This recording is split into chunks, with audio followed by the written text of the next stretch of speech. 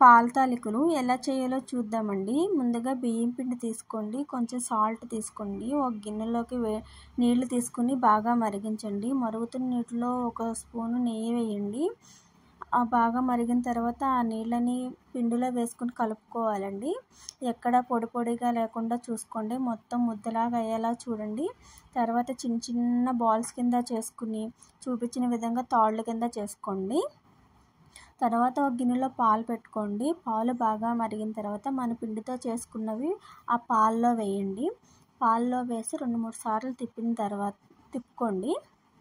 ఓ 10 నిమిషాలకి అది ఉడికిపోతుందండి. ఉడికింది లేనిది ఒకటి బయటికి తీసి చేత్తో నొక్కి చూడండి, అది పర్ఫెక్ట్గా ఉడికిపోతుంది. దీన్ని బెల్లం తాలికలు అంటారండి. దీన్ని బెల్లంతో చేస్తారు కాబట్టి. ఇప్పుడంతా బాగా రెడీ అయిపోయిందండి. ఇప్పుడు బెల్లం వేస్తున్నాము. ఈ బెల్లం తాలికలు అంటే మా పిల్లలకైతే చాలా ఇష్టం అండి. నేను ప్రతి వినాయక చవితికి కూడా పాల తాలికలు కంపల్సరీగా చేస్తానండి. మా పిల్లలు కూడా చాలా బాగా నచ్చుతుందండి. చూడండి ఉడికిపోయింది. ఇందులో ఇప్పుడు కట్టేస్తున్న, స్టవ్ ఆఫ్ చేస్తున్నాం అన్నప్పుడు కొంచెం యాలకుల పొడిని పైన కొంచెంగా జిమ్మండి. ఇదైతే ఈ యాలకుల పొడి వేయడం వల్ల చాలా టేస్ట్ వస్తుందండి. కంపల్సరీగా ఇది వేయండి. 2-3 నిమిషాలకి స్టవ్ ఆఫ్ చేయండి. పక్కన ఒక గిన్నెలో జీడిపప్పు, కిస్మిస్ వేయించుకుని పెట్టుకోండి. ఇప్పుడు ఆ వేయించుకున్న జీడిపప్పు, కిస్మిస్ని ఇందులో కలుపుకోండి.